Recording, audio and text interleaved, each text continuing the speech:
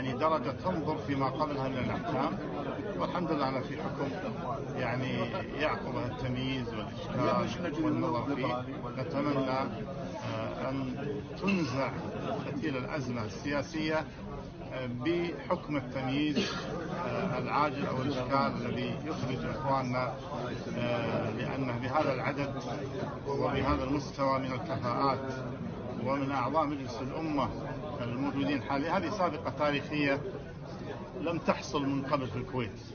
لذلك نتمنى أن تنزع فتيل الأزمة، لأن هذه أزمة استمرت، هذه أزمة على 70 أسرة، وأزمة على الكويت بجميع شرائحها وجميع فئاتها وجميع توجهاتها، أن يحصل لهم مثل هذا، وهم بدوافعهم وحسن نواياهم عبروا عن هذه الفعلة، سواء اعتبرنا هذا خطأ أم صواب، لكنهم حسن نواياهم هي من دفعتهم لمحاربة الفساد، وعبروا عن هذا الأسلوب الذي نرى أن الحكم لا يوازي الذنب إن كان هناك ذنب.